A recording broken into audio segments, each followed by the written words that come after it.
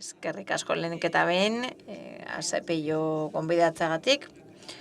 Guk gizarte segurantzarekin lankidetzan egiten dugu lana gure mutualitatetik laneko segurtasuna sustatzeko, laneko osasuna sustatzeko eta prebentzioan lan egiten dugu.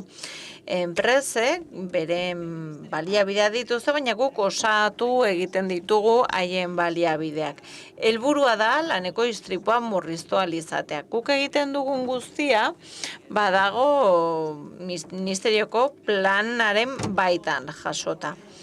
Eta ulertzeko zer egiten dugun eta zergatik egiten dugun joan den urriaren 14an, ASPIok CENAE fundazioarekin batera, laneko trafiko istripuen behatokia aurkeztu zuen. Eta lehen datuak baziren 2025ko lehen seihilekoak. Hainbat datu aurkeztu ziren eta datu horien arabera ASPIon hartatzen diren istripueneko 12,5 badira laneko istripuak, initinere dira. Eta 34,7 badira heriotza eragiten duten laneko istripuak. 2025ko datuak dira urtea daramatzate enpresek, sentsibilizazio kanpainetan lanean enpresek, administrazioek, baina datuak oraindik ere benetan kezkagarriak dira. Hori dela eta, ASPIon kanpaina bat jarri genuen martxan duela urte batzuk. Mugikortasun planak enpresaren behar bat du izena eta Aitorrek proposatu zigun neurri gisa aplikatzea. Eta kanpaina biziri dago. Etengabe, eguneratzen dugu, baliabidez hornitzen dugu, eta gaur egun kanpaina honen baitan badauzkagu hainbat material ohiko euskarri horiek, badauzkagu diptikoak, triptikoak, eskuliburuak, horrez gain e-learning plataforma bat dugu, eta bertan bide segurtasuneko pilula batzuk eskaintzen ditugu. Oso laburrak dira, oso dinamikoak, interaktiboak, eta batez ere erakargarriak dira erabiltzailearentzat. Egokitu egiten ditugu, hala izan dadin. Mugikortasun berriei buruz hitz egin dugu, garai berriei buruz, eta guk egin duguna izan da teknologia gure alde erabili, segurtasunari laguntzeko. Eta guk azken aldian gidatzeko murgiltze simulagailua hartu genuen, eta bideo jarriko dizuet, xehetasun gehiago eman aurretik.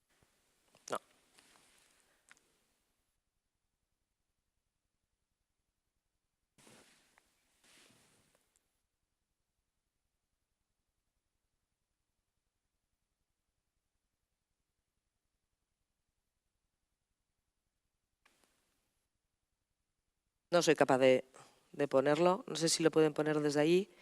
Ezin dut jarri ezakit teknikariek laguntzeko aukera duten. Bueno, pues sigo sin el vídeo. El vídeo lo que os íbamos... Bueno, ezingo du jarri bideoa. Bueno, bideo honetan, erakutsi nahi nizuen nola funtzionatzen duen murgiltze handiko gidatzeko simulagailu honek, bai?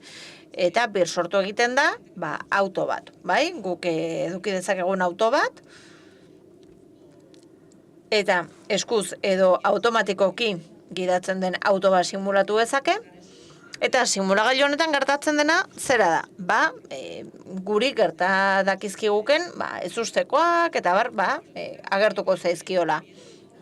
Izotza, elurra, euria egitea aukeratu dezakegu, aquaplanina edo gurpil bat lehertzea, alakoa gerta daitezke simulagailu honetan, edo animali bat agertzea errepidean, edo aur bat korrika, pilotaren atzetik atera delako errepidera, eta horrez gain ere alkoholemia mailak ere konfiguratu ditzakegu simulagailuan. Simulagailu honetan gertatzen dena zera da? Zuk aztertu dezakezula zer erreakzio gaitasun duzun egoera horien aurrean, eta ikusiko duzu ea zure gaitasunen arabera istripua saiestuko duzun ala ez. Errealitate virtuala ere erabili dugu, 20 esperientziatik gora ditugu osasunen eta segurtasunen arloan, eta zehazki bide segurtasunerako 3 ditugu. Ezkerraldean drogei buruzkoa dugu, imaginatzen duzue drogen eraginpean gidatzen ari den norbait aluzinazioak edukitzen hasten dela? Itxura txarra du, ez? Ba, realitate virtualeko esperientzia honekin, erabiltzaileak beti ere ingurune seguru batean droga hartzen du, estres egoera batean dago, eta ikusten dena da zer gertatzen den burmuina, bai? Zer nolako eragina duen organismoan. Hasierako euforia sentsazio hori ikusiko da, gero ikusiko da nola doazen pixkanaka handeatzen neurona horiek, eta bueno, ez dute spoilerrik egingo. Agian probatuko duzuelako simulagailu, baina normalean ondorioa ez da ona izaten, amaiera ez da ona izaten. Badaukagu ere, bide segurtasunerako beste realitate virtualeko aplikazio bat, eta zu bazara kopilotoa. Eta gidaria, bueno, ez da oso gidari ona esan dezagun, eta hala, bizipen hori izan dezakezu. Eta erdigunean ikus dezakegu espaziontzi baten errealitate virtuala. Eta hau da, konzentrazioa lantzeko aplikazio bat.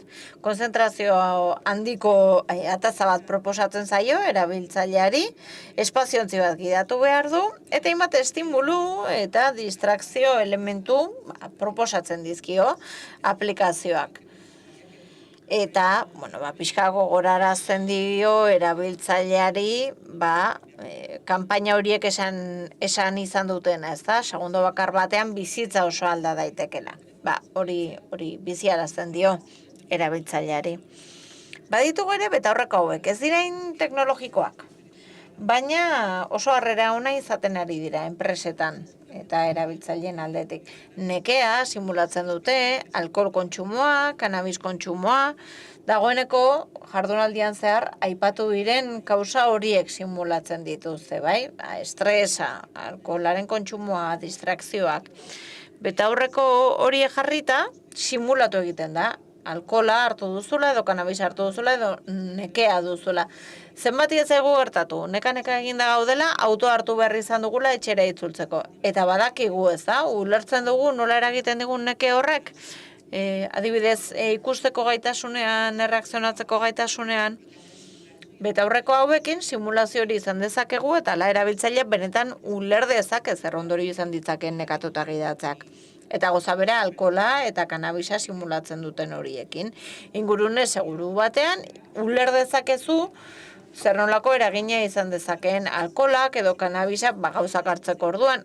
Giltza hartze bera eta autoan eragina izatea, ikusiko duzu zer zaila den betaurreko jarrita. Azkenik,